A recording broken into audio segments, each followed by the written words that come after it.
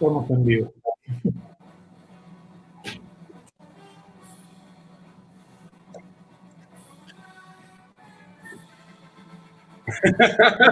Tenés que sacar los muñequitos de Batman. ¿Tenés? Sí, obvio. Siempre a mano. Oye, bueno, ya está. Laxa me ganó de mano. Está re bueno. Tenés que sacar los muñequitos de Batman.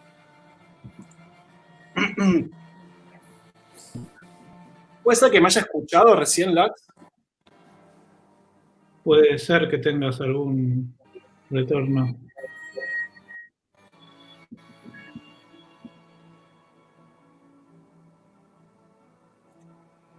Bueno, y tenemos... Sí, vamos a dejar que entre un poco más de gente y empezamos a charlar.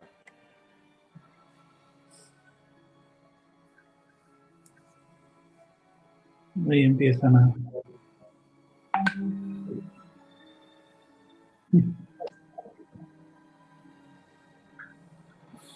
Ahí está Anto.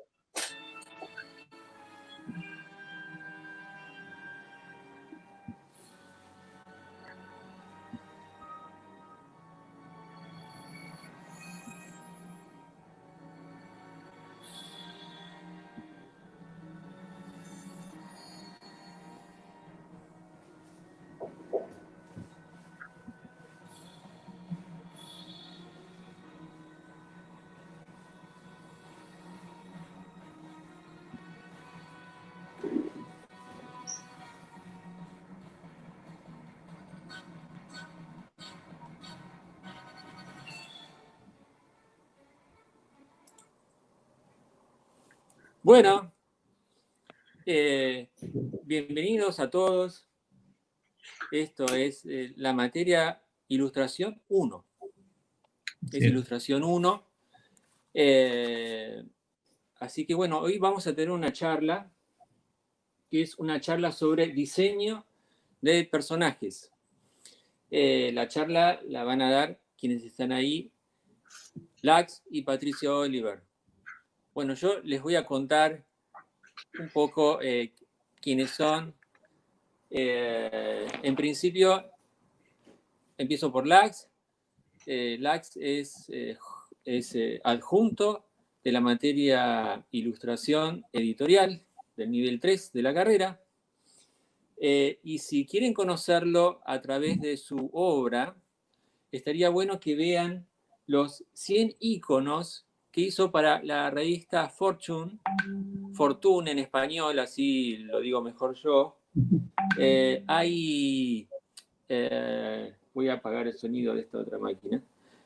Van a ver ahí 100 iconos de 100 diseños de los más importantes que hubo en el siglo, hechos de una manera con carácter de epopeya, porque hacer 100 iconos sobre eso es un trabajo que tiene un gran volumen. Y a mí me gusta ver los iconos porque yo también en cada icono, en cada forma que has hecho, veo un personaje también.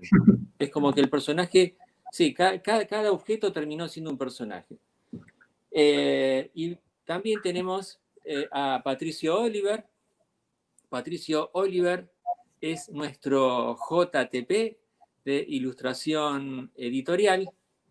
Y también, si quieren conocerlo a través de su obra, yo recomiendo algo que yo sigo personalmente, porque siempre me detengo a ver sus historias, que son, yo lo voy a leer porque a veces me olvido alguna letra. LG Sucesos, LGBTIQ+,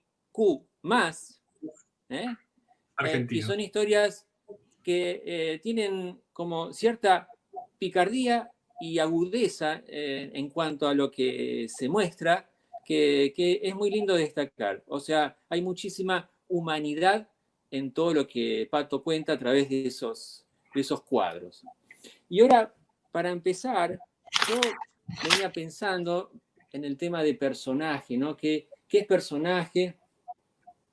Y claro, no sé, cuando uno habla de personaje refiriéndose a una persona, generalmente esas personas tienen algo en particular que el resto no. O sea, personaje no sería algo genérico, sería alguien que tiene un rasgo distintivo, algo de lo que tenemos todos, pero aún más concentrado, por lo cual decimos, tal es un personaje. Yo tengo un amigo, mi amigo Patricio, que todos dicen, es un personaje. Yo que lo conozco, para mí no es un personaje, para mí es una persona, pero para el resto, que se acerca por un rasgo distintivo, que en él puede ser la manera de hablar, es un personaje.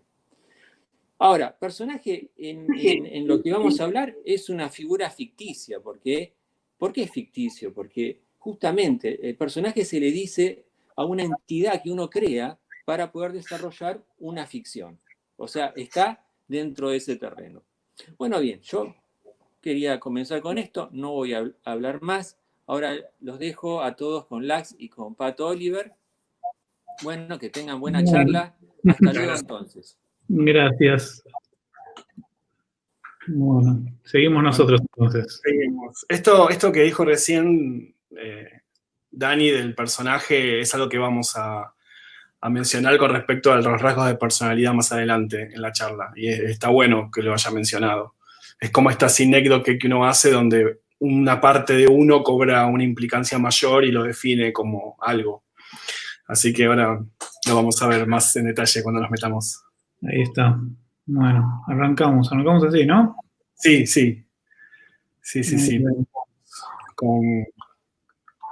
un poco con el comienzo de todo.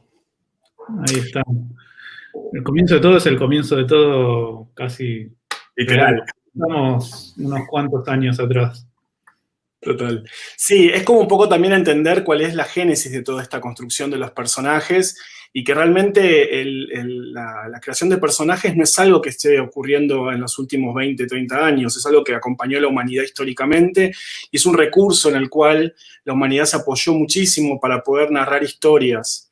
Y quizás uno de los componentes más claros de eso es la mitología, el folclore y las leyendas, donde realizando una especie de rompecabezas de partes que no estarían asociadas generalmente, desde lo que se va narrando, se van construyendo estos nuevos seres que de alguna manera representan algo, simbolizan algo, o quizás simbolizan inclusive la otredad, lo que es distinto, lo diferente.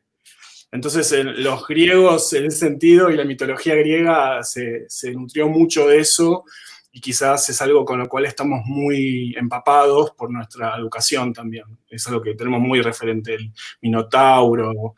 E inclusive la palabra quimera se utiliza a veces en el lenguaje, que es la combinación de varios elementos, y hay una criatura que es la quimera, inclusive, dentro de la mitología. Sí, eso como ese personaje imposible, o sea, es una unión imposible de distintos personajes y cuando uno habla de una quimera habla un poco de eso, de algo que no puede ser y viene un poco primero de ese personaje mitológico. Totalmente.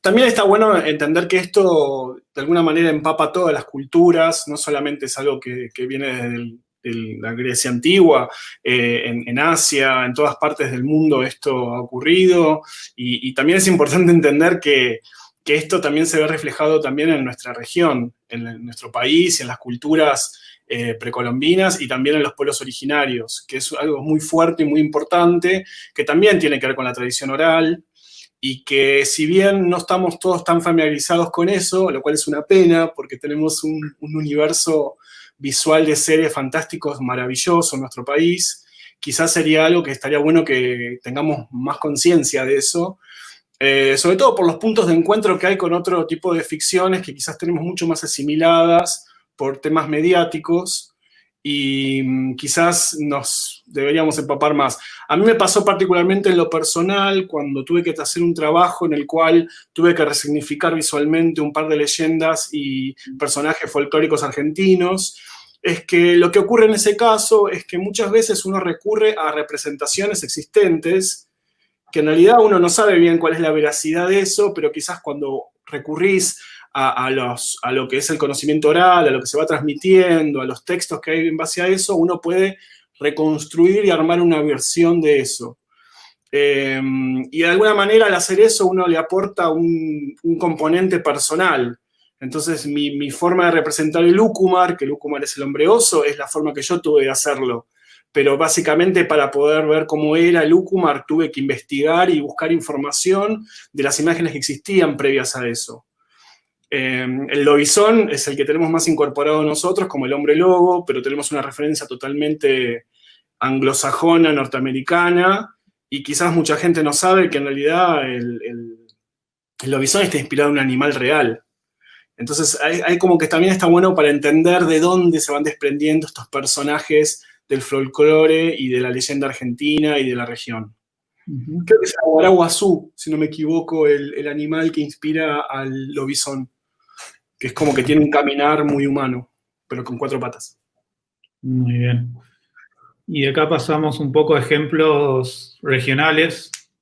Por ejemplo, acá tenemos el arte indígena mexicano, un poco que viene con distintos tipos de artesanías, cartonería, murales. Hay un montón de arte que viene de México, más allá de lo que hablábamos antes de la mitología maya, azteca y todo lo que viene de la región mucho antes.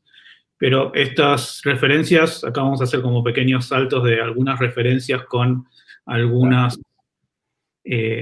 otras referencias ya utilizadas en estas épocas, por ejemplo la película Coco, y cómo esos alebrijes y ese arte mexicano se resignifica en estos personajes que uno tiene como modernos y por ahí no tiene por qué saber tampoco todo el mundo de dónde vienen, pero que se interpretan, se reinterpretan y se vienen trabajando. De hecho, los alebrijes no son tampoco algo que haya sido demasiado, que vaya mucho atrás en el tiempo, son criaturas que nacieron en los años 30 después de que un cartonero mexicano, que cartonería es un tipo de artesanía mexicana en la cual se hacen personajes con cartón.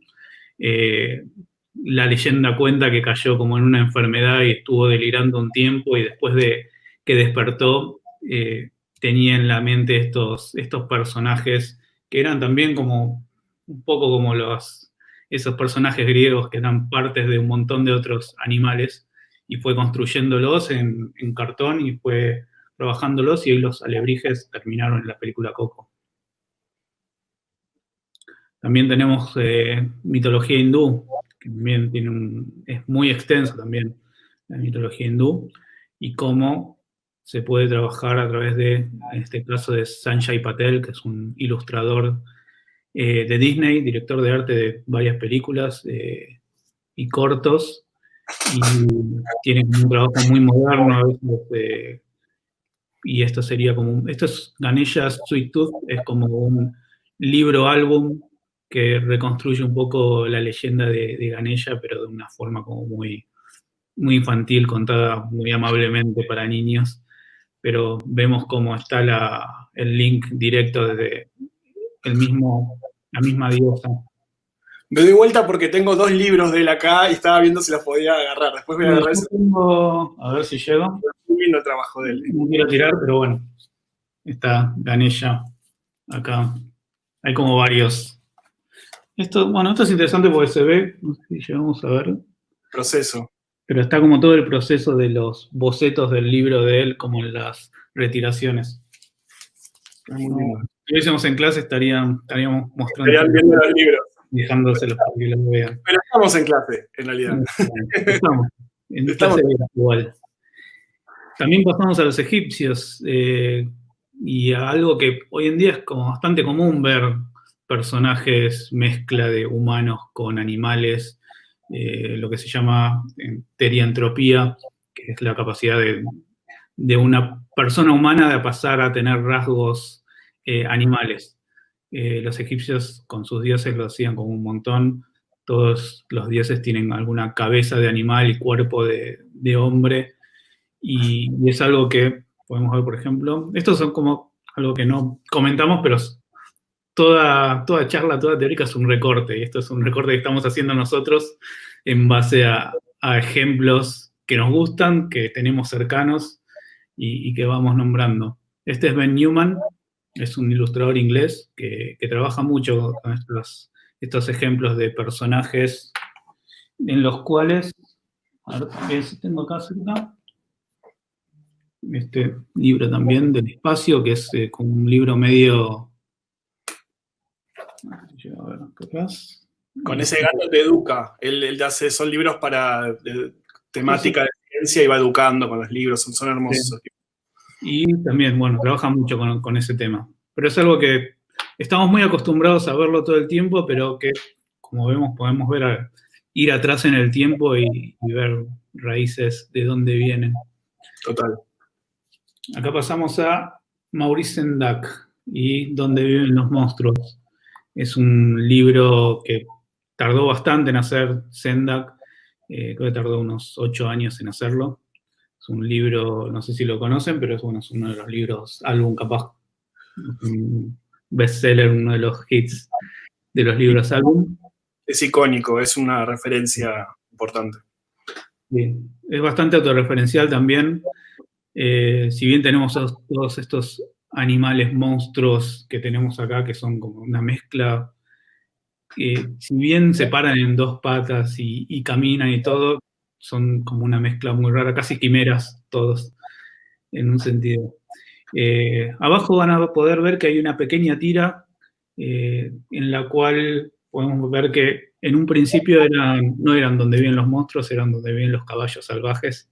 La primera versión, que incluso se la llevó a mostrar al editor y todo, y iba encaminado, pero según él, yo no le creo mucho porque la verdad que dibujaba muy bien Sendak, que no podía, de él salían bien los caballos, así que cambió el rumbo hacia los monstruos. Ahí Pablo Elías nos dice que la peli es muy bonita, es verdad, es hermosa la peli. Hay una peli y hay un corto también animado de esa época con las ilustraciones de Sendak, que también está muy bueno. Podemos ver si lo pasamos después. Pero bueno, estos animales, estos monstruos, que todo el tiempo tienen como ciertas características que uno de los monstruos les tiene un poco de miedo, y en estos son como bastante amables, pero está todo el tiempo esa tensión de que los monstruos pueden llegar a cambiar de rumbo. Sí, algo medio animal también en ese aspecto, como son tan humanizados, pero por otro lado, sus rasgos animales también se ven desde la conducta. Hay algo ahí donde siempre estás medio esperando a ver si no te van a morder. Hay algo que es interesante en eso. Y en la película pasa lo mismo. Uno siempre tiene la sensación de que en cualquier momento se lo van a comer al pobre pibe. Pero sí, es así. Sí, como dato de color, los monstruos estos son todos basados en parientes de él. Dice que son todos tíos y tías que iban a comer los domingos, y la gran mayoría de los monstruos están basados en ellos. Total. Bueno, después tenemos también una referencia en el Renacimiento, que es el Bosco. El Bosco es muy conocido por su pintura, y quizás lo que le pasaba al Bosco es el que tenía como ciertos deseos medievales en su obra, y recurre a la presencia de demonios. Él cuando genera el Jardín de las Delicias y genera este tríptico que está compuesto por el purgatorio, el cielo y el paraíso y lo que sería la parte del infierno, justamente recurre a esta herramienta de crear personajes utilizando una mixtura de componentes que no deberían estar vinculados de alguna manera. Es medio Duchamp ese concepto, ¿no? De tomar algo, descontextualizarlo y generar una reacción. Y en ese sentido, digamos, él combina esto para generar los demonios que atormentan a la humanidad. Y a mí me pasaba que este cuadro del Bosco puntualmente a mí me obsesionaba cuando era chiquito, porque hay tantos personajes y tantas situaciones tan raras ocurriendo que te hacen recorrerlo con la vista mucho tiempo. Es como que te requiere una lectura.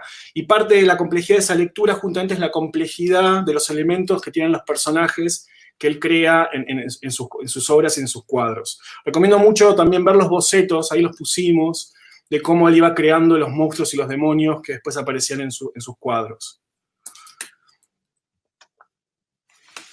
Bueno, es medio inevitable cuando hablamos de diseño de personajes, y quizás diseño de personajes también tiene que ver con lo que es la literatura. Uno piensa en diseño y automáticamente hace un corte vinculado a la disciplina relacionada con nuestra carrera, pero en realidad es la creación de personajes, y en la literatura eso ocurre constantemente.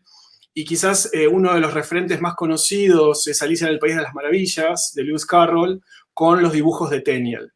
Algo que Carroll utiliza mucho como recurso a la hora de crear sus personajes es que todos de alguna manera están vinculados con su entorno o su realidad. Todos sus personajes remiten a alguien cercano a él, o tienen que ver, no sé, con algún personaje. Hay una Alicia real que existe, que es una niña, que es la hija de unos amigos de él, inclusive el conejo de Alicia en el País de las Maravillas está inspirado en el padre real de Alicia, y también hay un tema de contraponer características de los personajes. Alicia es joven y corre, mientras que el conejo, vieron que siempre llega tarde y es viejo. Entonces, en ese sentido, toma atributos de su entorno y su contexto y los traspola a lo que sería básicamente los personajes que crea. Y también hay elementos que no son solamente de personas, sino de su contexto.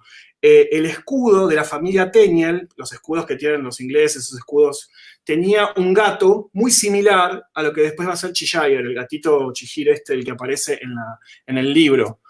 Y, por ejemplo, no sé, la reina está inspirada supuestamente en Carroll. O sea, de alguna manera todos los personajes se cruzan y se nutren de su entorno.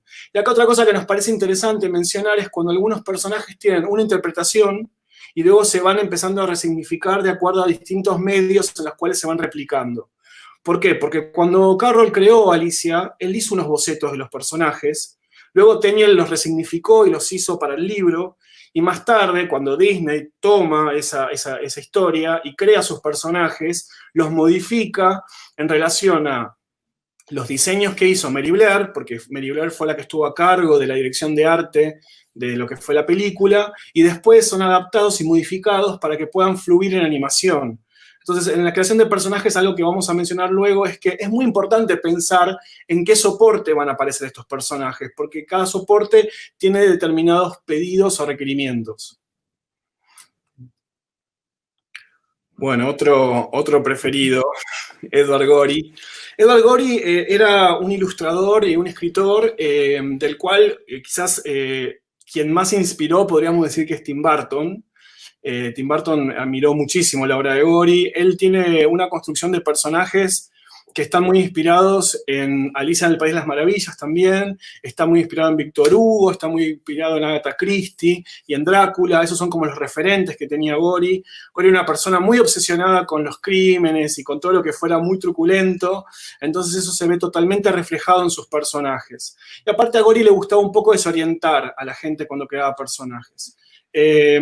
Quizás el más conocido es el Doubtful Guest o el invitado dudoso, que es el que aparece ahí arriba, que es esta especie de bicho con corbata, con bufanda y que tiene unas zapatillas que son como unas especies de Converse, y hace algo medio anacrónico porque cuando crea sus personajes Gorey tiene muchas referencias vinculadas a la era eduardiana. Y cuando uno ve cómo está disfrazado este personaje extraño, que no sabemos qué es, no sabemos si es un pingüino, si es una especie de alien, si es un cuervo, yo la verdad nunca entendí qué es y creo que es el objetivo, no saber qué es. El personaje tiene una vestimenta que es anacrónica en relación al contexto en el cual ocurre la historia. Y eso es un poco el objetivo que tenía Gorey cuando creaba personajes. Era como de alguna manera generar una reacción en el lector que lo sacara un poco de contexto y dijera, acá algo no está del todo bien en lo que estoy contando. Y obviamente maneja muchísimo el humor negro y la estética un poco más macabra. Sí, en una teórica hace ya unos cuantos años, Valentín, es una teórica sobre interpretación de textos. Me acuerdo siempre que había comentado esta definición como de monstruoso, que era algo que apenas parece algo de lo normal, un poquito a un costado y ya empieza a ser algo monstruoso. Es como que algo que está ahí, casi, pero tiene algo que no llegas a entender y no sabes bien qué es lo que pasa y ya empieza a tener unos tintes como de los personajes, los monstruos de Sendak o acá también, como que es algo que no sabes bien qué está pasando, pero es algo que ya empieza a correrse del eje. Sí, la sociedad define siempre lo monstruoso como la otredad, lo que no es la norma. Entonces eso es un referente que atravesó muchísimo a los personajes que salían de lo habitual de alguna manera. Y en la sociedad pasa también, digamos. Bueno, otro referente muy importante, el Dr. Seuss, que también ha sido 1000 veces adaptado a distintos medios. Los más conocidos son sus libros ilustrados, pero la verdad que hay muchísimas interpretaciones y versiones de lo que él hace. Quizás una cosa que es muy interesante de Seuss es justamente cómo él tiene una tipología morfológica a la hora de crear sus personajes. Sus personajes son muy orgánicos, no hay una línea recta en ninguna parte, todo es curvilíneo, todo es muy orgánico, todo parece como medio peludo. Sus personajes todos son un poco animales también, ahí hay un cruce con Sendak también, sobre la tipología morfológica y las texturas que tienen, y son muy reconocibles. Eso también es algo que es muy significativo a la hora de crear personajes, es cuando hay un rasgo icónico distintivo que dice, ese es un personaje de Sus. Y es muy fácil que eso ocurra cuando uno ve alguno de estos personajes. Qué linda frase. Ahí nos agrega Bugué. Era eso. Y también otra cosa que hacía Sus que estaba bueno era que no solamente los personajes eran de una forma, sino que todo lo que los rodeaba, aun si fueran objetos que remitían a formas más geométricas o duras, él las hacía de formas mucho más orgánicas y mucho más sueltas. Entonces no solamente el personaje habitaba un contexto que fuera diferente, sino que el contexto también hacía sistema con la estética que tenía el personaje. Muy bien. Tezuka. Tezuka es así como uno de los grandes maestros del Japón, básicamente.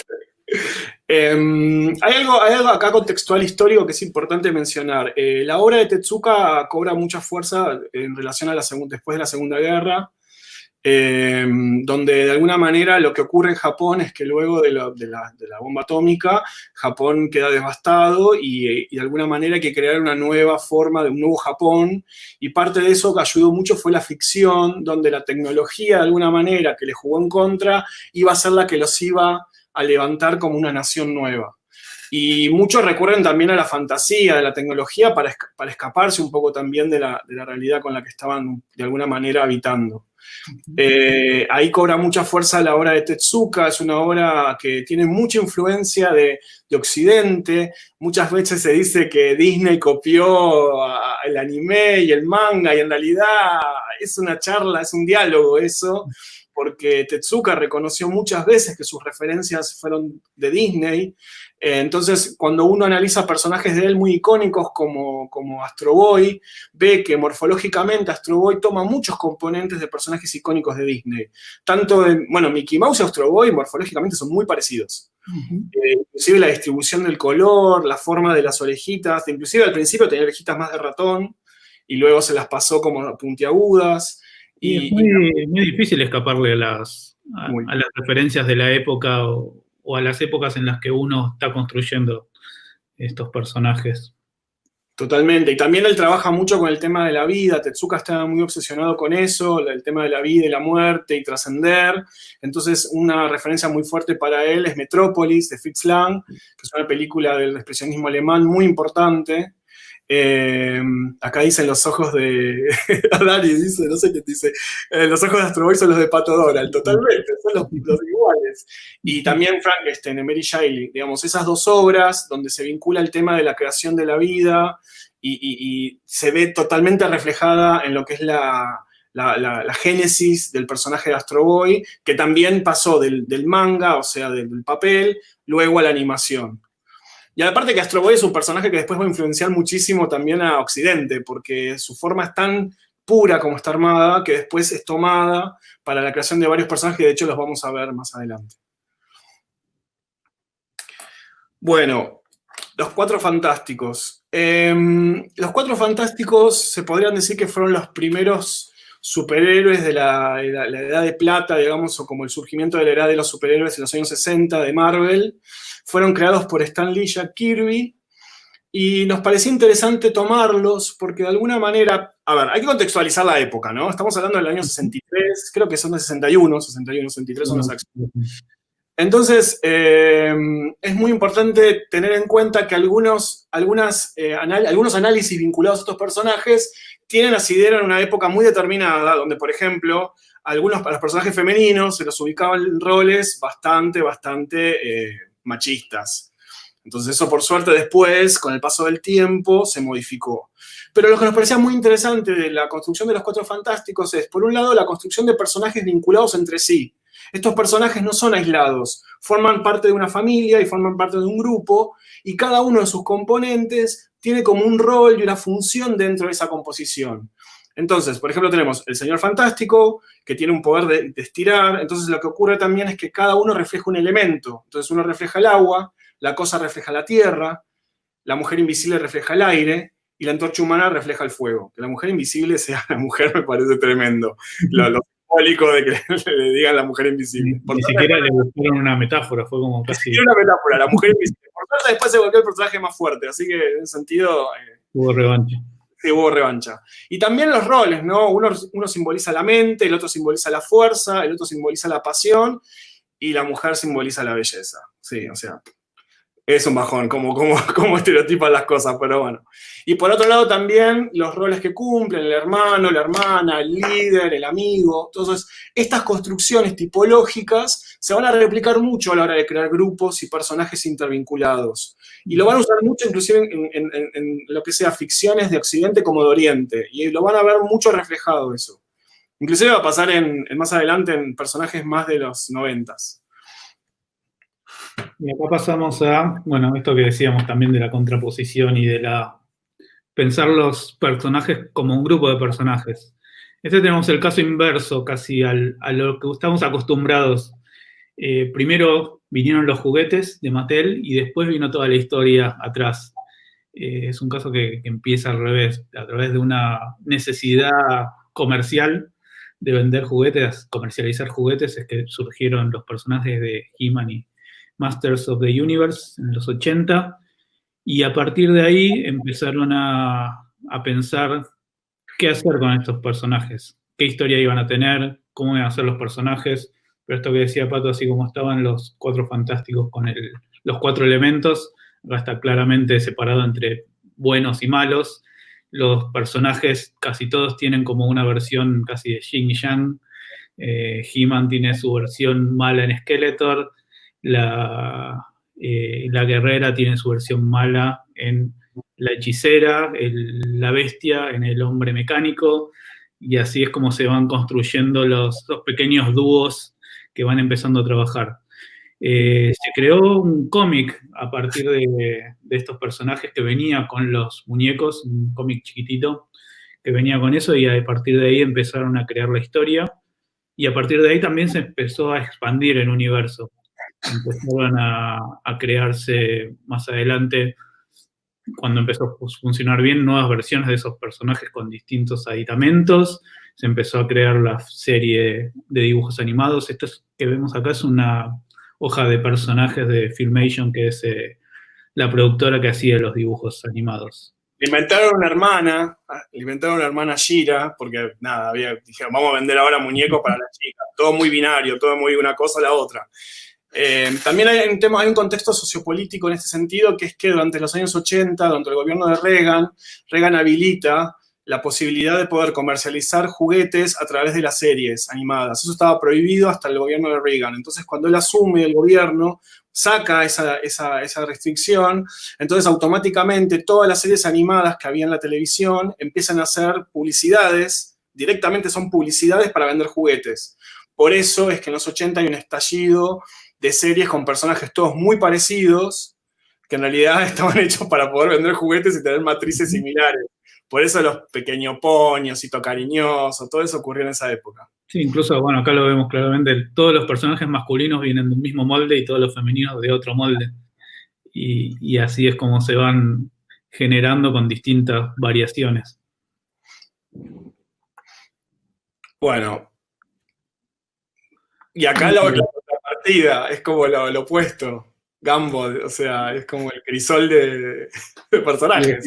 El crisol de personajes, en el cual hay como una pequeña familia de personajes que tienen un sistema bastante parecido, morfológico, de línea, color, paleta de colores y lo que sea, pero después todo lo que está alrededor es casi vale todo.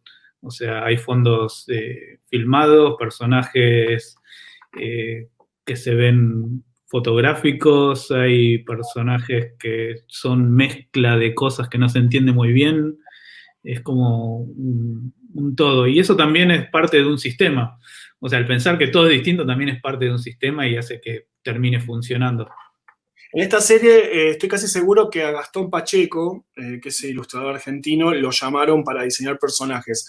No tengo en claro cuáles personajes todavía, pero sé que Gastón trabajó en la serie de Gumball. Serie muy interesante. Muy bien, y acá volvemos otra vez un poco en el tiempo atrás, a los 50, 60 y mascotas publicitarias, Que mascotas publicitarias de todo un poco. La mascota publicitaria, por un lado, tiene como otros contextos más parecidos por ahí a esto que hablamos de He-Man, que ya salen no de crear simplemente una historia para contarla, sino de tratar de vender algo. Claro. En el tiempo nos quedamos y vemos también estas cosas que hoy sería casi imposible, como ver un pingüino vendiendo cigarrillos, fumando y vendiendo cigarrillos, o Sugus, que es un personaje hoy en día bastante polémico. Creo que nació en los años 50 en Suiza. Directamente es racista ese personaje, o sea, totalmente. Pero bueno. Sí, es tremendo. Algo que también hay que tener en cuenta con las mascotas publicitarias es el contexto histórico en el que surgieron, posguerra también, ¿no? Sí, es como que a partir de, es un hito bastante importante en todo el mundo, como salió después de unos años en la guerra en lo que todo fue depresión y tratar de volver a levantar las economías. Una vez que empezaron a levantar, empezaron a necesitar vender, y una de las cosas que fue un auge en ese momento fue crear mascotas, algunas como un poco más sencillas o más simples. Acá tenemos, por ejemplo, el tigre de Kellogg's, que nació también en los años, lo tenía por acá anotado. 40, ¿no? 50, 51. Y ya lo crea una agencia de publicidad, lo crea Leo Burnett. Eugene Kolke, que era un director de arte de la agencia Leo Burnett. ¿Y le dibujó Martin Provensen, puede ser, el autor? Creo que sí. Sí, el que lo dibujó. También.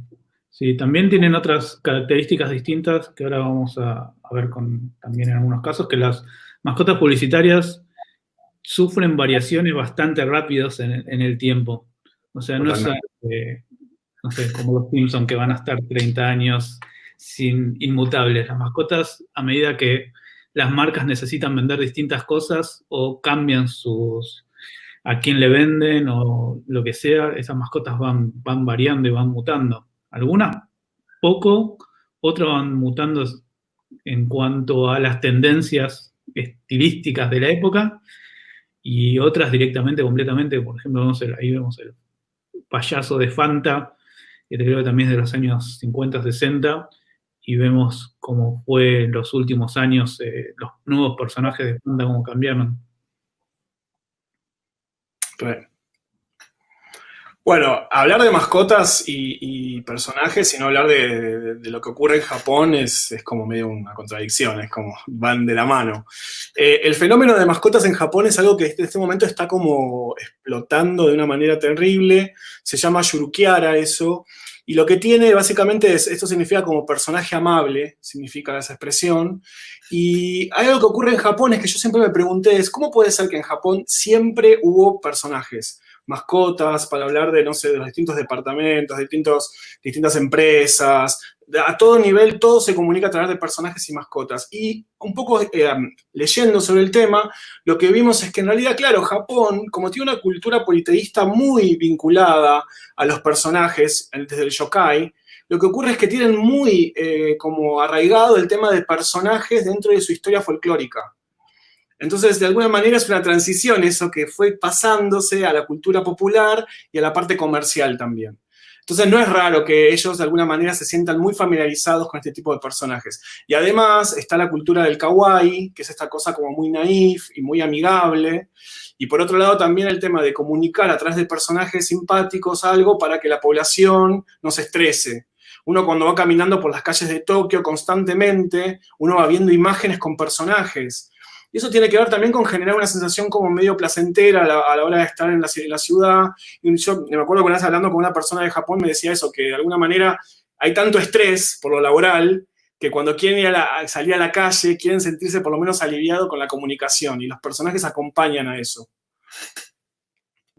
Sí, así es. O sea, vamos a ver que, no sé, porque no es solamente marcas que tienen personajes. O sea, un dentista abre un consultorio y tiene un personajito de una muela en la puerta. O sea, es como en todos lados, es algo normal.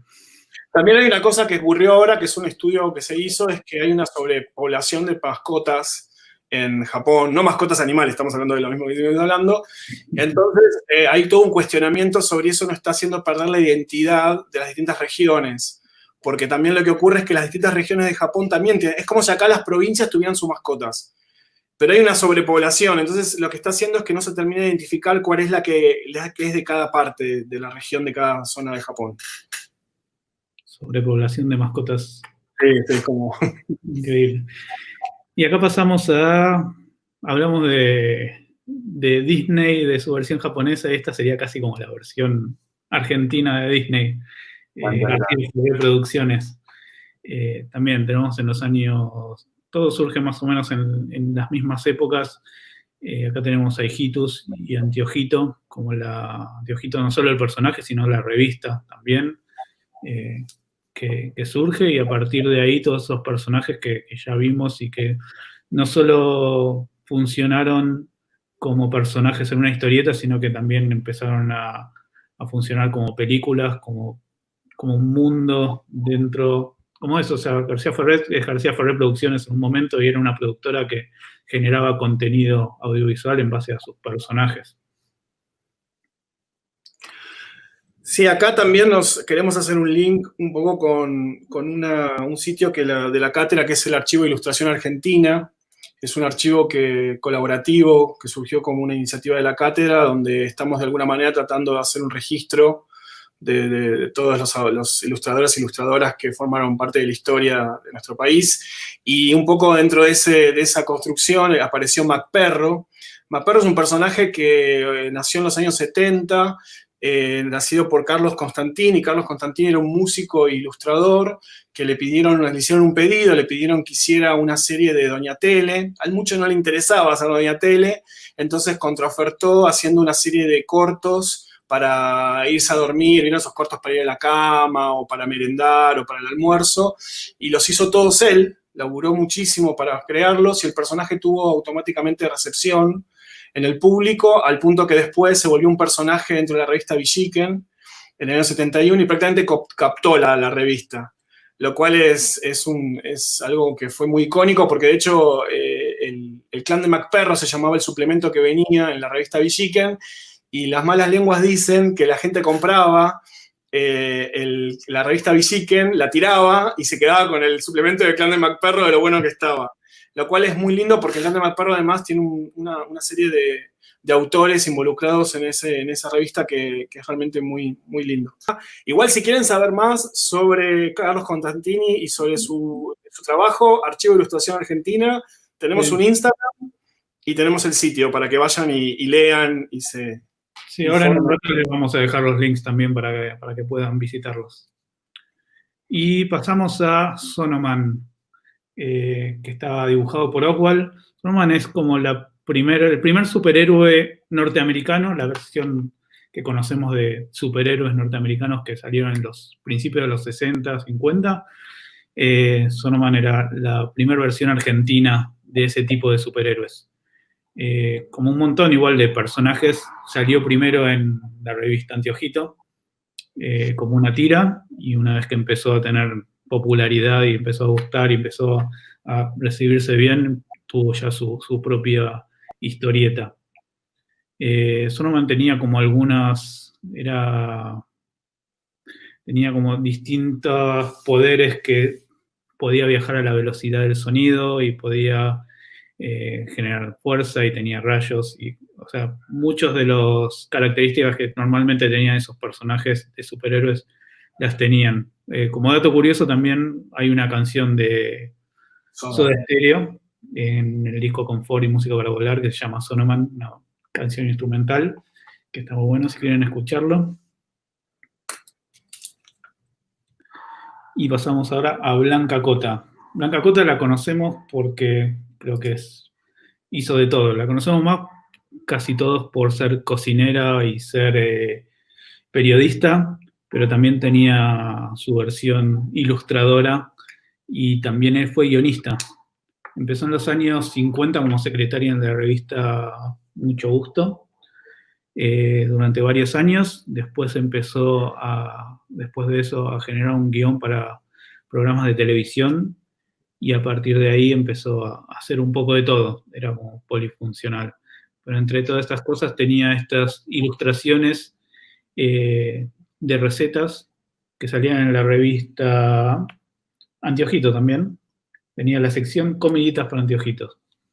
Tenemos nuestras notas. Si ven que miro para el costado, estoy leyendo las notas para darles bien la información. Sí, sí, sí, sí. Y como dato de color, aunque no tenga del todo que ver con los personajes, y también tenemos un link igual para pasarles para el archivo de ilustración de Blanca Cota.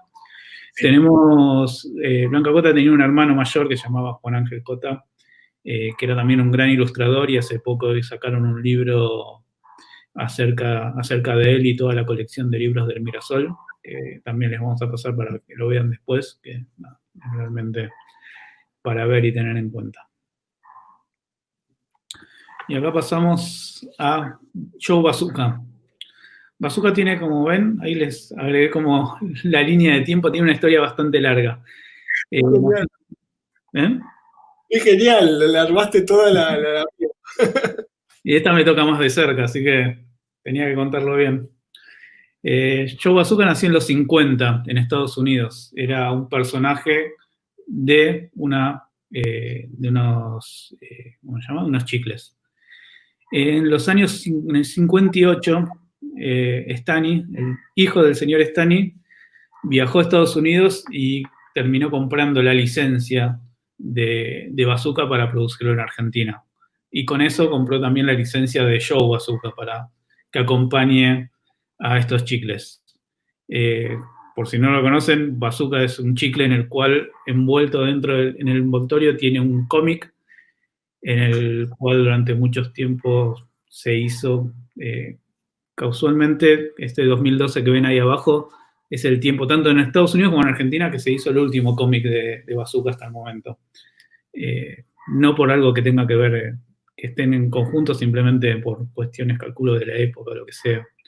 Hasta el año 96, Bazooka era una licencia oficial en Argentina de Topps, que era la marca en Estados Unidos, y a partir de ese momento se acaba la licencia y empiezan como dos mundos paralelos a coexistir. Siguió un Joe Bazooka existiendo en Estados Unidos con su marca de allá y sus personajes, y otra que empezó a cambiar en Argentina. Particularmente me tocó en el 98-99, creo que la dibujó, por ejemplo, el Niño Rodríguez, a Joe y su banda. En el 2000 hubo un gran rediseño de personajes que los hizo un ilustrador llamado Agustín Nader, y en el 2001 es cuando entro yo a dibujar a Joe y a su banda. De ahí, salvo unos años entre el 2003-2005 que no los hice, lo estuve dibujando a Joe en un estudio en el que tenía junto a dos socios. Era un trabajo bastante arduo. A veces tocaban hacer, no sé, 80 o 100 cómics por tanda, lo cual, desde el hacer los chistes, que te los aprueben y después dibujarlos, era como un periodo bastante agotador. Y a partir de eso, en paralelo, en el 2006 hubo también un rediseño de los personajes en Estados Unidos. Como contábamos antes con las mascotas publicitarias, tiene que ver más que nada en esa época con una cuestión más social y de venta, y la banda empezó a tener, por ejemplo, en Estados Unidos, la banda tenía un personaje asiático, uno latino, estaba Joe, no sé qué, algún otro personaje más había. Acá también tenía esos clichés en el 2000 cuando empezó, y había una chica que era rubia, modelo, había un grafitero, había un chico que era más gordito y no andaba bien en los deportes. O sea, todos esos clichés funcionaban, por suerte, hasta hace poco. Ya hoy en día es como bastante difícil, creo, que esas cosas funcionen, pero en una época estaba bien y funcionó durante bastante tiempo. Acá tengo, de hecho, este, por ejemplo, es a ver, en un momento hubo personajes, hubo muñecos, y este es Biggie, se llamaba el personaje. Poco sutil también. Pero bueno, eso es lo que me tocó a mí ilustrar hasta el 2012. Creo que después de ahí no no hubo más show, pero bueno, era interesante la línea paralela a esa también de mundos que empezó a existir en algún momento. Acá pasamos por mascotas publicitarias y acabamos por las mascotas olímpicas y mundiales, mascotas deportivas, se podría decir.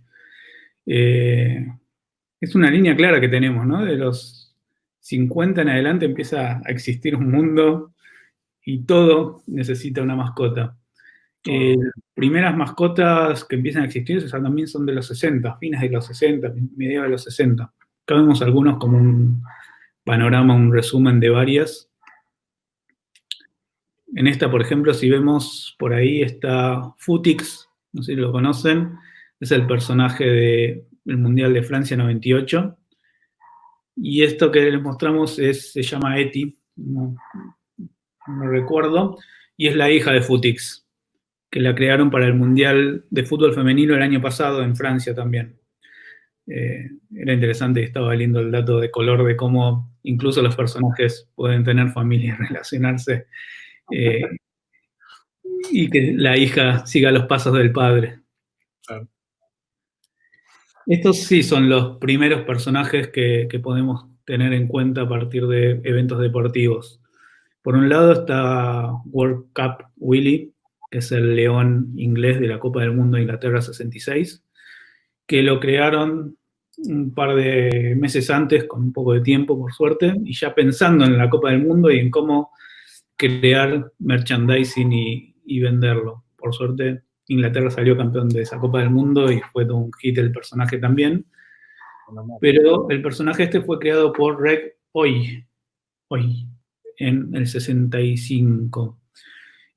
Una de las cosas que antes no existía, que hoy está como mucho más planificado y pensado. Hoy en día, si uno crea un personaje, seguramente tenga una guía de estilo atrás de ese personaje. En ese momento, lo único que había es ese dibujo que ven y algún otro del personaje. Y una cosa cuando empezó todo este furor es que el mismo Reg tuvo que dibujar cada vez que le pedían algo a ese personaje en distintas poses, para distintos productos. Por un lado, si bien cobró solamente una sola vez por crear ese personaje, después por lo menos tuvo la posibilidad de generar todo ese contenido aparte. Por otro lado, otro de los eventos masivos de deporte que tiene mascotas, hoy estamos como bastante acostumbrados a verlos, son los Juegos Olímpicos.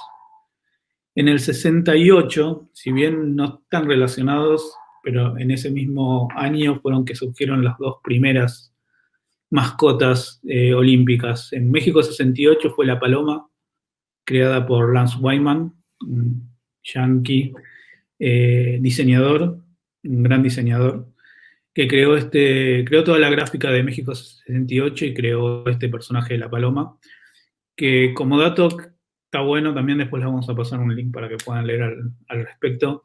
En México 68 hubo una gran revuelta estudiantil con masacre incluida, y ese mismo símbolo de paz, un poco decían que también los Juegos Olímpicos querían ocultar y tapar un poco toda la época cultural que se vivía en México, pero lo interesante es que este símbolo, esta paloma, ya no eran de los Juegos Olímpicos, sino que fue resignificado por la sociedad, y si van a poder ver que esta misma paloma, hay un montón de distintas versiones de esa paloma en las cuales está o tiene algunos tiros o está cruzada por una bayoneta, que tienen que ver justamente con todos esos actos violentos que se surgían de esa época. Sí, de hecho, recomiendo mucho todo lo que se hizo, esto que mencionaba Lax, todo lo que se hizo como contracampañas visuales, gráficas, es impecable, es muy interesante. Sí, sí. Es interesante también eso, como deja de ser ese personaje en algún momento, es de quien lo reutiliza y resignifica. Sí. Por otro lado, estaba más sencillo y sin tanto trasfondo, Juice, que es de los Juegos Olímpicos Invernales de Grenoble en 68, que es un personajito, un esquiador cabezón, pero este tiene mucho menos, calculo que también por los tiempos que corrían no está tanto pensado el personaje y fue algo como mucho más de último momento que se hizo. Y por otro lado, el primer gran hito, ¿sí?, de personajes olímpicos, podemos pasar, sí, a las próximas Olimpiadas, a las de Múnich 72, en las cuales estuvieron diseñadas enteramente por Otto Eicher. No sé si lo conocen, pero también les vamos a pasar algún link para que vean algunos más de sus trabajos. Para que se den cuenta, por un lado estaba Waldi, que es este perro salchicha que es típico de la región de Baviera, colorido con varios de los colores de los anillos de los Juegos Olímpicos. Por otro lado, como decíamos, está totalmente diseñada los Juegos Olímpicos por él, desde el branding hasta los pictogramas. Que los pictogramas, como datos, como el pictograma que hoy entendemos como pictograma de hombre-mujer, básicamente surgieron de acá. A partir de ahí hubo otras variaciones y lo que sea, pero es como el padre del pictograma conocido occidentalmente es Otto Leiker.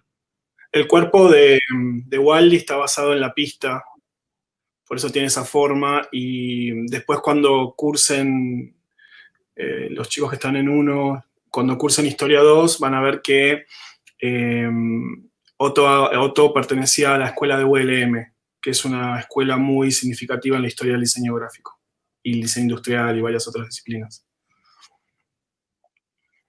Y acá venimos a la versión argentina. Los últimos Juegos de la Juventud en 2018 acá en Buenos Aires tuvieron acá a Pandi como personaje, como para nombrarlo, y también para mostrar que, como digamos, las primeras ilustraciones eran como un personaje dibujado en una pose, y ahí se acaba. Hoy en día los personajes necesitan, o la comunicación que hacen esos personajes necesitan que sean como mucho más flexibles, que tengan una versión dibujada, pero que también tengan una versión 3D, que se pueda funcionar como muñeco, que pueda contar un montón de cosas. Entonces, como por un lado las necesidades de las mascotas, los contratos de las mascotas fueron cada vez más extensos a través de los años, cada vez tenían que hacer más y más cosas.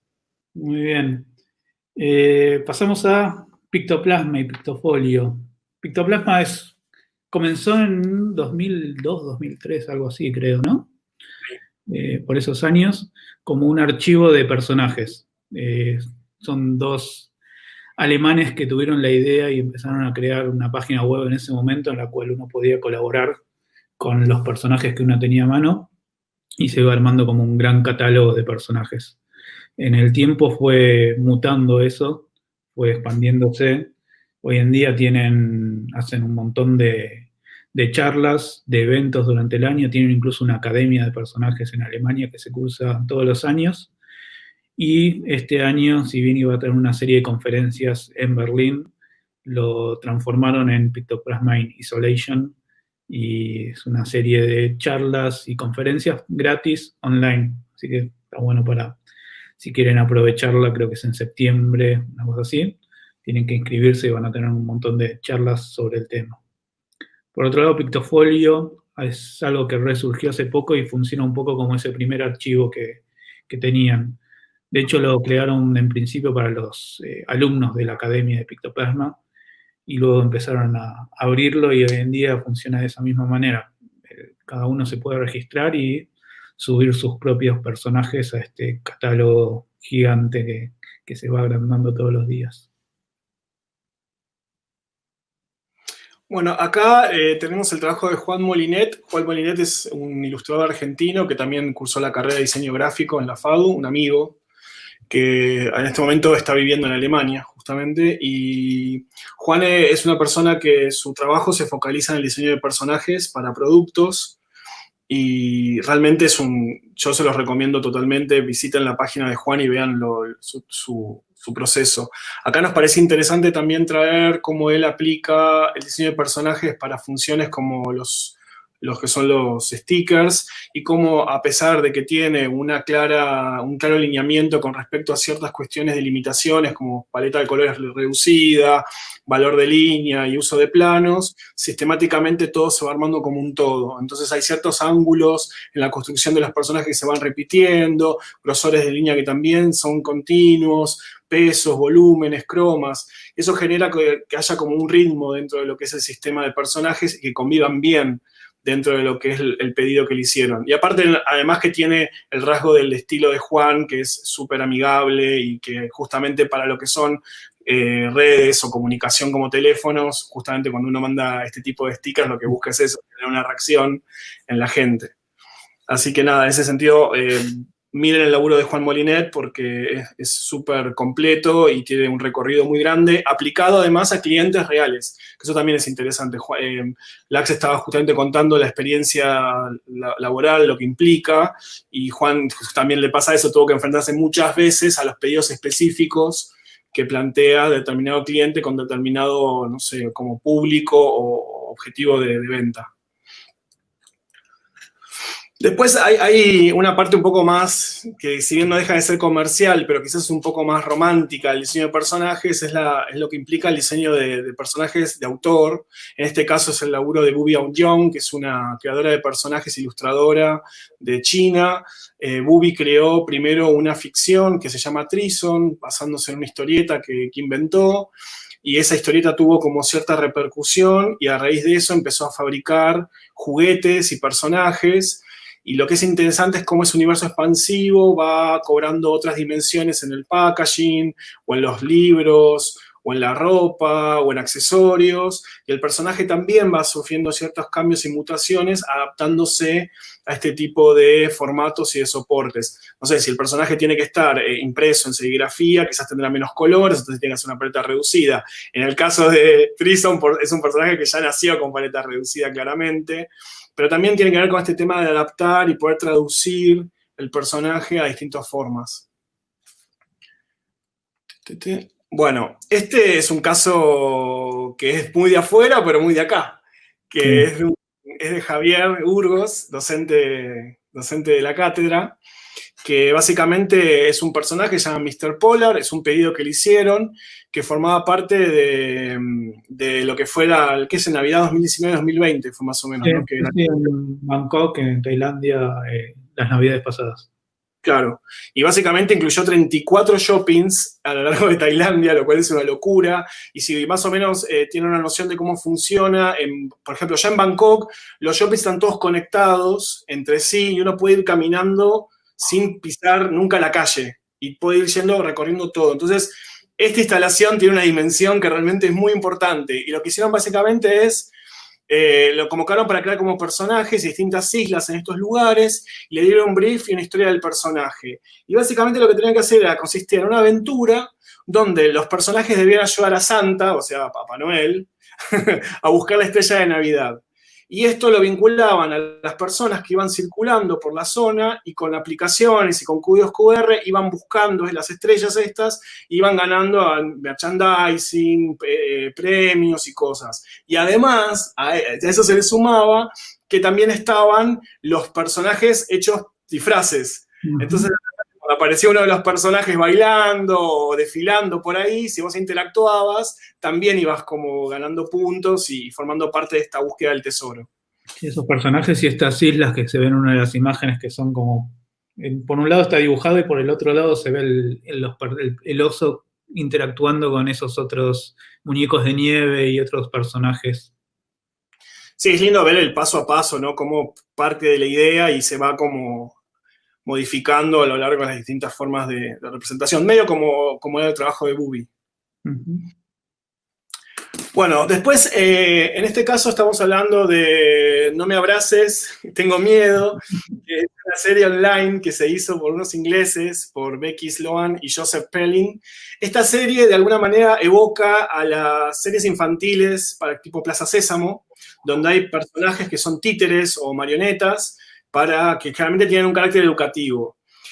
Toman este aspecto, pero lo resignifican de una manera bastante macabra y tiene como un carácter mucho más lisérgica la serie. Toda la serie está subida en YouTube. Yo lo que les recomiendo es que si la van a ver estén preparados porque es bastante fuerte. Viene con un cartelito de recomendación abajo. Cada uno la ve a su propio riesgo. Porque lo que hace es toma el código y el lenguaje que uno reconoce ya y lo resignifica en un contenido muchísimo más adulto, Y lo que hace también, tomando esta tipología de ejes temáticos infantiles pedagógicos, va tomando temas como la creatividad, el tiempo, el amor, la tecnología, la alimentación, los sueños. Los personajes se llaman el tipo rojo, el tipo amarillo y el patito. Esos son los nombres de los personajes. Y la imagen esta nos parecía interesante porque lo que ocurre también es que a lo largo de la serie, estos personajes que al principio aparecen como marionetas y como disfraces, luego empiezan a ser representados de otras maneras y con estilos diferentes, collage, animación 3D de los años 90, bordados, marionetas, stop motion. Y eso es algo que los directores y los realizadores de lo que fue esta serie buscaron mucho, porque genera como un impacto raro. Uno va viendo la serie y de golpe cambia el código, cambia el lenguaje, y automáticamente es una señal de que algo está pasando, básicamente. Yo se la recomiendo muchísimo esta serie y tiene un humor particular, eso sí. Realmente. Ah, bueno, sí, es verdad. Los personajes aparecieron en Gumball. En la serie de Cartoon Network hay un cruce que es uno de los capítulos más... ¿Crossover? Sí, hay un crossover que es tan perturbador como la serie. Así que yo le diría que vea. O sea, a mí me gustó. Bueno, acá vamos a Deportivo Baby. Deportivo Baby es un proyecto que surge de Delfina Pérez Adán. Delfina también es una ilustradora argentina que también estudió en FADU. Es una ilustradora súper talentosa, la conocen como Estampita en redes sociales. Básicamente lo que queríamos mostrar en este proyecto era cómo cuando uno va armando un proyecto de animación tiene que presentar lo que serían las fichas de los personajes, mostrando las similitudes y las diferencias que existen entre cada personaje, las expresiones de ellos, la vestimenta, la paleta cromática. En este caso tenemos una paleta cromática súper acotada, pero también es interesante que los personajes no solamente, como había mencionado previamente, existen, sino que tienen un contexto donde eso ocurre. Por eso, como se llama Deportivo Baby, el corto animado tiene espacios de gimnasios, espacios de que son los cambiadores y todo lo que lo conforma. Eso es para tener en cuenta lo que implica hacer un corto animado y la complejidad que tiene. Sí, es excelente Deportivo Baby, es muy bueno. Y ahí vamos. Mañana jugamos, así que hay que practicar. Arranquen mientras voy al baño. Bueno, entramos en calor. Arranquemos tranquilo. Yo ya estoy entradísima en calor. ¡Pará! ¿De cuándo? Ay, es que cada vez que te veo sudar, me prendo fuego. Ya entendí eso del fuego. Vos querés jugar al quemado. A ver si la esquivás. Ay, beba, esa bola quema. Pero no tanto como esta. A ver, vagas de mierda, ya practicaron el remate acá. Mira eso, qué bueno.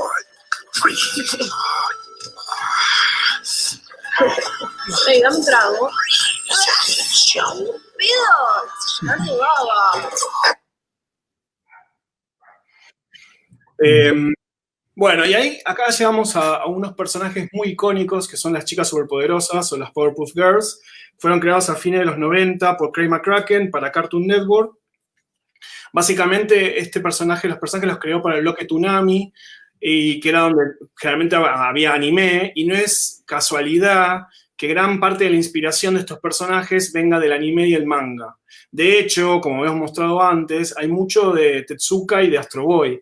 Estas formas muy simples, muy sintéticas, las luces de velocidad de movimiento, y también toma este componente que vimos en los años 80 de tener personajes con morfologías similares, pero que desde luego tienen determinados rasgos cromáticos o singulares que las diferencian. Los personajes estos, Bellota, Burbuja y Bombón, son 3 hermanas, supongo que las deben conocer todos, pero básicamente que tienen una personalidad muy definida cada una. Y además, cuando uno crea personajes, también es importante crear los personajes que los contienen y los acompañan. Los villanos, el espacio, el laboratorio, ellas fueron creadas de manera artificial por el profesor Utonio, y eso también está muy reflejado en la estética de toda la serie. Lo que tienen las chicas superpoderosas es que tienen un estudio de forma muy claro. Son personajes súper sintéticos. Y a mí me pasó una vez una experiencia trabajando para un proyecto relacionado con ellas, es que me habían pedido que hiciera una versión sintetizada. Y luego de mucho hablar sobre el tema, nos dimos cuenta que no se pueden sintetizar las chicas superpoderosas porque ya son un ejemplo muy claro de síntesis de diseño. Entonces algo que nos parecía que estaba bueno era hacer un análisis morfológico y formal de cómo están constituidas y entender cómo están armadas sus paletas de colores principales, el valor de la línea de los personajes es de más grueso hacia más fino, de afuera hacia adentro. Entonces los bordes externos que contienen la forma están más gruesos y a medida que uno va entrando en los detalles del rostro se van afinando esos valores. También entender cuáles son los componentes a nivel historia, porque vieron que son, la frase que utilizan es azúcar, ¿cuál era la otra, Lax?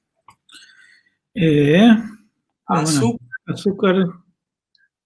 ¿Las fórmulas? Sí, la fórmula era azúcar, especias y todo lo... Y el químico X. Esos componentes, cada uno también refleja una de ellas. Entonces, en ese sentido, la historia de los personajes también está vinculada a la estética de los personajes y a la forma. Eso es algo que está bueno tenerlo en cuenta a la hora de crear personajes, que no son simplemente estéticos nada más. Tienen una historia que los soporta.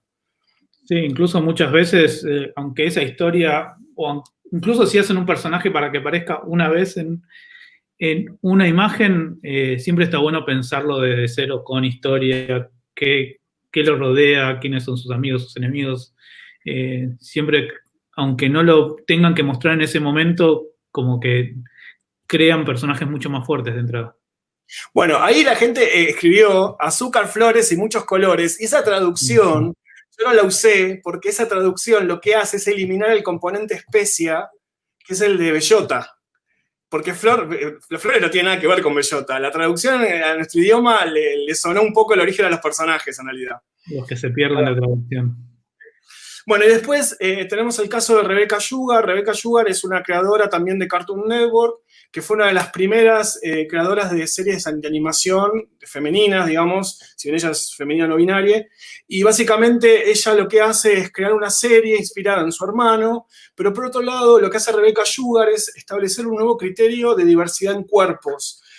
Una cosa que habíamos mencionado antes era que había esta cosa de la construcción del cuerpo femenino masculino, binario, donde teníamos una tipología de cuerpo que se replicaba para crear juguetes, y en este caso Rebecca Sugar lo que explora es una diversidad mayor en la tipología de los cuerpos de los personajes y las formas. Acá tenemos un estudio de color también, de cómo ella fue viendo los colores de Garnet para la serie, y después también otra cosa que vamos a ver es el estudio de forma que tiene ella con los personajes. Los personajes tienen armas, tienen vestimenta, tienen formas de moverse. En el caso de Rebecca Sugar, cuando analiza sus personajes que son las Crystal Gems, algo que también es interesante es que cada personaje se mueve de manera diferente y baila de manera diferente. Entonces los personajes no solamente visualmente son de una forma, sino que cinéticamente también tienen rasgos de personalidad.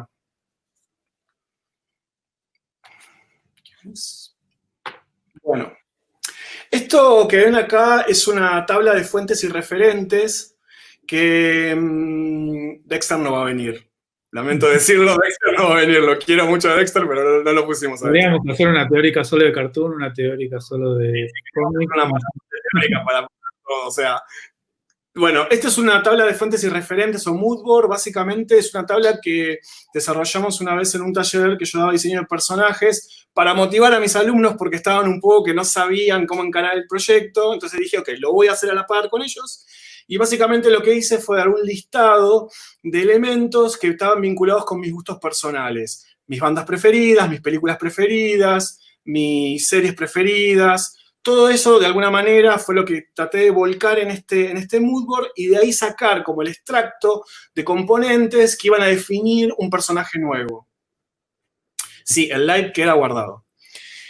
Lo que creo es que el personaje que surgió es un personaje que se llama Anshu, es un personaje que yo creé en base a estos referentes y fuentes. Claramente mi personaje de alguna manera refleja mi estado anímico en el momento que lo hice. Este ejercicio de tomar un listado de cosas a mencionar, como puede ser películas, series, autores, música, deportes, lo que quieran, puede ser una buena forma de crear un personaje. Obviamente, quizás si yo hago este mismo board ahora, seguramente el personaje que nazca va a ser diferente. Este personaje finalmente lo que generó es que yo lo tomé de puntapié inicial para luego crear una ficción. Y esa ficción se terminó convirtiendo en una serie de historietas, que son los potenciales. Y eso también es interesante. A veces con un personaje uno puede empezar a crear todo un universo visual en base a eso. Bueno, ya sabía mostrarlo, pero ya lo mostró Lax. Que eso también es otro. Yo te voy mostrando. Sí, Lax le va mostrando. Básicamente eso es lo interesante también, porque una vez cuando uno crea un personaje tiene que pensar cuáles van a ser los otros personajes con los que se va a vincular. Y obviamente en el soporte. Yo cuando creé el personaje ese no había dimensionado que se iba a volver una historieta eso. Entonces después tuve que empezar a tener en cuenta otros elementos a la hora de desarrollarlo, como por ejemplo postura, movimiento, acción, forma de hablar, forma de reaccionar.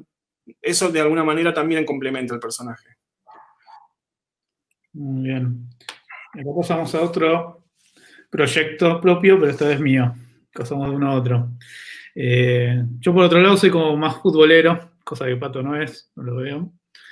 Y estos personajes, por ejemplo, nacieron en un momento hace ya unos 5 años más o menos, como emojis de fútbol, de las emociones que pueden llegar a pasar dentro de un partido de fútbol. Está desde el que grita un gol, que grita un golazo, el que está contento porque gana o el que está triste porque pierde. Está el ultra fanático y el barra brava, hay un poco de todo. En un principio eran pensados estos emojis, emoticones, de alguna forma como personajes que puedan ser personalizados. Esto duró un tiempo, de hecho hasta tuvo una licencia en Francia que se comercializó con personajes de la liga francesa, hubo incluso una versión de estos personajes rugbyers, que tenían como más espalda. Pero bueno. Cada vez más lejos. El siguiente video. Esto es como una versión argentina, acá lo que ven es como un wallpaper en el cual ven en ese momento eran como todos los equipos argentinos con sus camisetas de ese momento y sus colores. La idea era un poco poder personalizarlos, tener que la gente pueda descargarse estos avatars y esos stickers para usarlos en conversaciones, wallpapers para los fondos de pantalla de las computadoras o los celulares. Incluso estaba pensado para expandirse a un juguete en el cual las caras se podían cambiar. Y de estos, todo eso era en esa época, como decía, uno es difícil de escaparle a los tiempos que están alrededor de uno y a los espacios culturales. Ese personaje estaba muy ligado también a los personajes que había en ese momento, que eran estos art toys blancos, personalizables, que uno podía comprar blancos y pintarlos como quisiese. Y un poco seguía esa lógica. Pero bueno, es un proyecto personal que, si bien hoy en día no está activo, duró unos cuantos años y de la nada surgió como algo comercial que pudo desarrollarse. Y esto era un poco para comentar y retomar todo esto que veníamos hablando y cómo todos esos personajes que veíamos que creó Sendak en un momento de los monstruos pueden resignificarse y cada persona que agarre esos monstruos y los empiece a dibujar y a recrear en su forma, van a generar un mundo distinto, casi estos mundos paralelos que hablamos de Joe Bazooka. Bueno, acá cada persona que los elija ilustrar va a generar un mundo infinito y por eso también es por lo cual los personajes no se acaban solamente en el crear el personaje y que uno los haga, sino cuando otras personas empiezan a recrearlos y a tomarlos como propios, empiezan a crearse todas estas cosas que casi como no tienen fin. Y ahora ya para ir cerrando, vamos a dar como un listado de tips. Estos tips no es que son absolutos, son una guía que a nosotros nos ha servido en nuestra experiencia y nada, es como se los ofrecemos de alguna manera y si les sirven, ojalá sea así. Primero, por un lado, evaluar, que puede ser útil para tratar de construir por qué ciertos personajes y sus características funcionan. Es entender que algunos personajes son memorables y también está bueno entender qué personajes te gustan, porque de alguna manera para poder entender qué hacer, está bueno saber qué le gusta a uno también. Un poco relacionado con el tema de lo que habíamos hablado antes de armar un tablero de referentes y de fuentes. Después está bueno diseñar un plan. esto que habíamos mencionado, ¿dónde va a estar mi personaje? ¿Dónde va a ser aplicado? Si va a ser para una pantalla chiquitita, ¿tiene sentido que tenga mucho detalle intrínseco el personaje? ¿Tiene que ser más sintético? Si es para animación, ¿cómo va a ser? Algunas veces un personaje en un tamaño tiene una forma y cuando uno le cambia la escala, ese personaje pierde algunos elementos. Entonces, tener en cuenta y planificar cuál va a ser la utilidad propia, porque si no uno termina trabajando en algo sin contemplar después dónde eso va a estar después accionando, funcionando. Después, por otro lado, el mal dirigido. Es importante tener en cuenta el público. Eso es clave. El público es clave. Ahora estamos en una época en la cual, de alguna manera, se generó una situación donde algunos públicos se cruzan, porque tenemos padres y madres que quieren que sus hijos vean las mismas cosas que ya veían, entonces los contenidos se cruzan.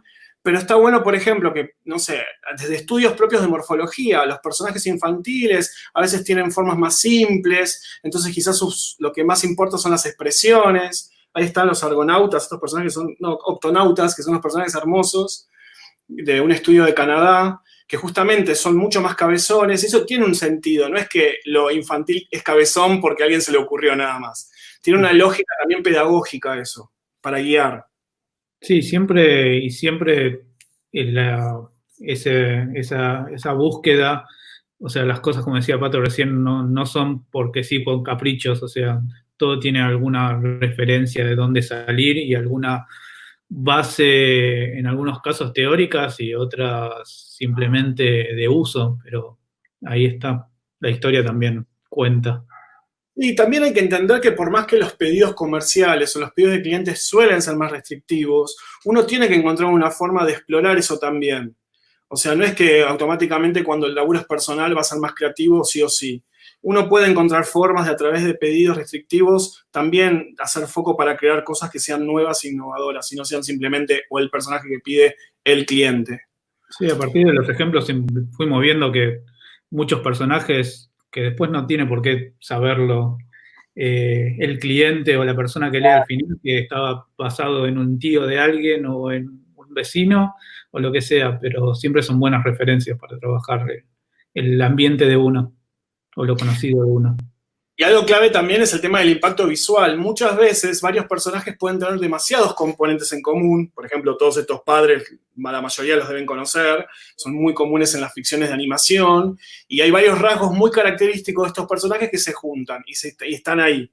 ¿Cómo generar que mi personaje, mi padre de familia, salga de ese arquetipo y sea más llamativo? ¿Qué puedo hacer para que eso ocurra? O sea, obviamente debe haber miles de personajes que son monos, miles de personajes que son ositos, miles de personajes que son gatitos. Entonces, ¿cómo hago para que mi gatito, mi osito, sea especial y capte la atención de la gente? La calidad y la línea del estilo, la línea y la forma en la cual uno hace algo también habla de alguna manera. Cuando uno ve a Burbuja de las chicas superpoderosas, con esas formas súper sencillas, cerradas, y que son mucho más agradables a la vista, las formas cerradas y definidas tienen un estudio pedagógico donde hace que las niñas cuando las vean se sientan más tranquilos. En cambio, cuando uno ve Dogman, que era una serie animada que era toda sucia la niña y vibraba, hay una sensación de que algo ahí que no es del todo como limpio. Y esto tiene que ver también con los personajes. Los personajes de la serie Dogman, básicamente, eran personajes súper particulares, con una línea moral muy extraña, básicamente, y no eran agradables tampoco a la vista. Y era intencional eso. No era que era simplemente que estéticamente chocaban con lo que querían comunicar. La idea era comunicar algo que no fuera agradable a la vista. Entonces eso está acompañado con lo formal de lo que uno hace en el trazo. Características exageradas, que los personajes cuando tienen que decir algo o quieren decir algo, que eso realmente se exprese en esos personajes. Si un personaje es forzudo, que realmente tenga unos brazos gigantes desproporcionados. Si un personaje es un monstruo como el que vemos ahí, o sea, que realmente tenga esas características, no que se queden en mitad de camino, que sean apenas un poquito más de fuerza que un personaje normal. O sea, que realmente cuando uno quiera decir algo, que realmente lo diga. Acá traigo lo que dijo Dani al principio cuando decía que a veces cuando uno se refiere a una persona y dice que es un personaje, lo que uno hace ahí es una especie de construcción de sinécdoque, donde toma la parte de esa persona y la potencia como único atributo generalizador. Entonces, ese personaje es eso nada más. Esa persona es un personaje porque es, no sé, es muy extrovertido y solamente es eso. O es muy metido, o es muy chusma y solamente es eso. Bueno, acá de alguna manera, desde lo visual, hacemos eso también. Decimos, este personaje es fuerte, bueno, yo quiero poder verlo a 2 cuadras de distancia y ya poder detectar ese rasgo característico. El uso del color, clave, el croma es un elemento indispensable. Nosotros tenemos unas decodificaciones socioculturales muy vinculadas al croma. Es importante entender que el color no significa igual en todas las partes del mundo, pero una vez que hay cierto contrato establecido sobre el valor del color y la significancia que tiene, trabajarlo en relación a eso. Es importante también, a ver, hay ciertos parámetros donde los colores grises, negros, significan, no sé, villanos, por ejemplo. También uno puede jugar con romper esas reglas, ¿no? Lo lindo de las reglas para romperlas también, ¿no? Y otra cosa que es importante en el trabajo del color es el tema de luces y sombras. A veces una misma paleta cromática, invirtiendo el tono sombra y el tono luz, hace que cambie la personalidad de un personaje también. Cuando domina la sombra dentro del personaje puede tener la misma paleta cromática que otro que está al lado, pero tener totalmente otro perfil de personalidad.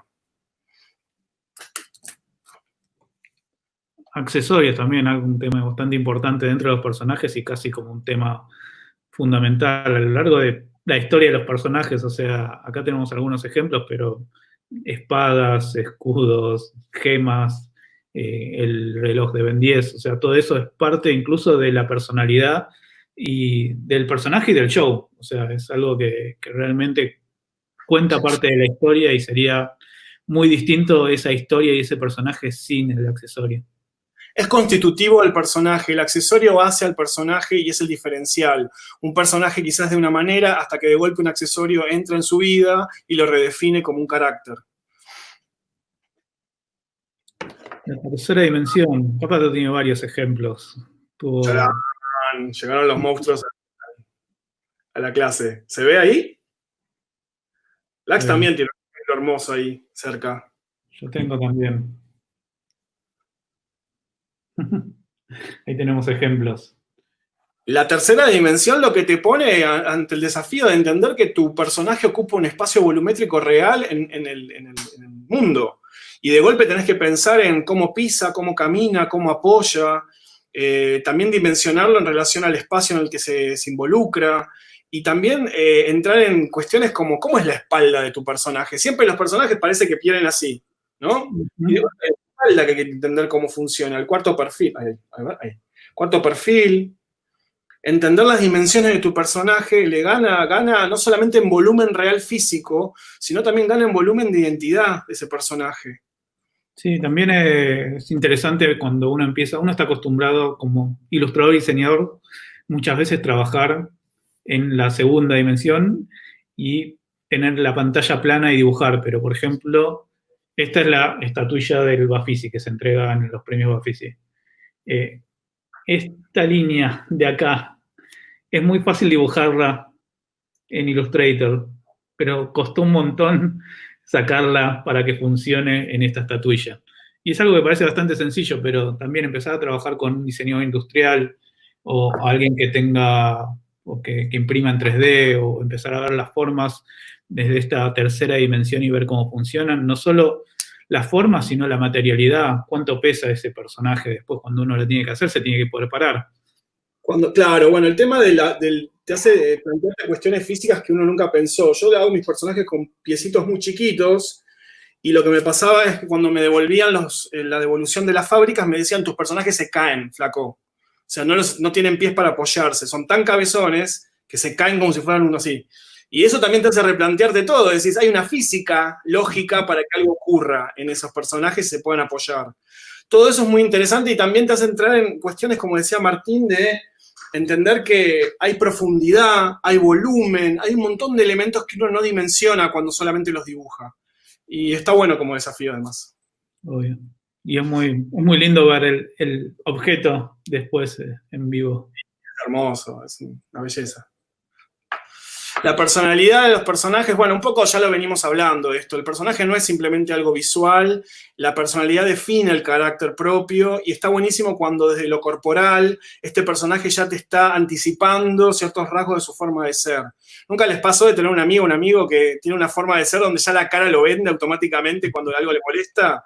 Bueno, eso, de alguna la expresividad y el rasgo corporal, el lenguaje corporal es muy importante en los personajes. Es una forma muy buena de poder anticipar cosas y no tener que explicarlas también. Bueno, ya lo hablamos. La Ya historia. lo hablamos un poco, pero es eso, todo esto que va rodeando al personaje y que lo construye también. Exacto. Bueno, metas y sueños es armar una historia vinculada al personaje que lo motive. Ahí una cosa que tomamos un poco de referencia, Joseph Campbell con el héroe de las mil caras, que habla sobre el camino del héroe, que es una especie de camino muy estructurado dentro de lo que es la ficción, de cómo va haciendo un recorrido. Bueno, es importante tener en cuenta eso también si uno quiere contar una historia con sus personajes. Y que se puede encontrar también en la mitología, o sea, las leyendas y mitologías tienen ese camino del héroe desde principios de la historia, de que se empiezan a contar historias. O sea, Y nada, todo, básicamente. el personaje, todo lo que cuente, todo lo que rodea a ese personaje. Hoy en día un personaje uno lo crea, pero de repente empiezan a aparecer universos alrededor del personaje, nuevos personajes, pueden ser muñecos, pueden ser series de televisión, pueden ser películas de carne y hueso en algún momento, todo eso es parte de ese universo que se va creando y que hoy en día es como algo como bastante común. Sí, sí, habita y por eso muchas veces cuando se crean ficciones se arman los manuales o las biblias de los personajes, porque eso de alguna manera te entrega el contenido para desarrollar cuando uno quiere que eso se vaya replicando en estas plataformas o soportes. Y hasta acá llegamos. Ahí está. El fin. Vamos a dejarlo entrar A Dani. Dani de vuelta. Ah, ¿estoy? Está. Sí, que está con Astro. El perro está contento.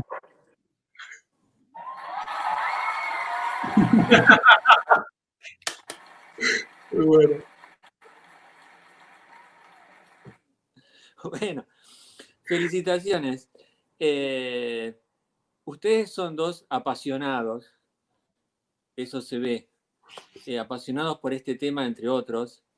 Y bueno, hemos disfrutado de todo, de toda esa, no sé cómo decirlo, pero esa intensidad, ahí está, esa intensidad en todo lo que han narrado. También está bueno lo que es el raconto histórico, ¿no? Porque son prácticas que vienen desde hace mucho tiempo. Estuvo bueno haber tenido como un panorama internacional y también nacional, porque aquí también hemos desarrollado muchísimos personajes.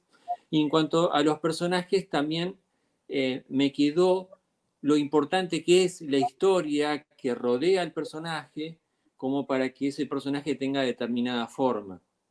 Y para ir a un caso, habíamos visto personajes con caras grandes, y yo imagino que si tienen caras grandes y cuerpo pequeño, era porque se privilegia todo lo que sería el mundo emocional, lo que pueden sentir los personajes en cuanto a lo alegre o triste que puedan estar. Y había otros personajes con cabezas muy chiquitas y tenían brazos como muy robustos, muy grandes. Imagino que esos personajes quieren mostrar acción y por eso son así. Entonces digo, uno al personaje lo ve como forma, pero el personaje está lleno de una intención, de la intención de mostrar determinadas cosas. Entonces está bueno pensar en eso para después hacer los personajes. Sí, es fundamental que uno quiere contar para cómo después lo lleva a las formas que decís. Exactamente, el personaje va a tener la forma de lo que uno quiere contar. Entonces, hay veces que, en particular para el trabajo práctico que van a hacer ahora los alumnos, que lo van a hacer con unas formas básicas, que son geométricas. También ayuda mucho pensar en qué es lo que quiero, qué es lo que me gustaría transmitir a través de la combinación de esas formas. Exacto. Y combinar formas es propio de los diseñadores. Los diseñadores combinamos formas. A mí me gustó mucho, a mí en particular, no sé, el perro de Otto Leiser, no sé cómo se llama, Sí, cómo se pronuncia, sé quién es, pero no sé cómo se pronuncia. Que es un trabajo de diseño, es un trabajo de ilustración a la vez. Bueno, en definitiva, acá todos van a poder poner en práctica lo que van aprendiendo en diseño en función de construir un personaje, y eso es lo que tenemos como desafío. Así que, bueno, yo no más que felicitarlos, es un placer escucharlos, esa energía a mí me la han transmitido y supongo que a todos los que estaban escuchando, que eran un montón, yo me iba fijando cuántos eran y eran un montón. Así que bueno, esa energía está ahora multiplicándose y los alumnos irán a los grupos, a cada uno a su Meet, a seguir desarrollando esto. Así que Dale. bueno, gracias una vez más. Gracias. Muchas Chao, gracias. suerte. Chao. Adiós.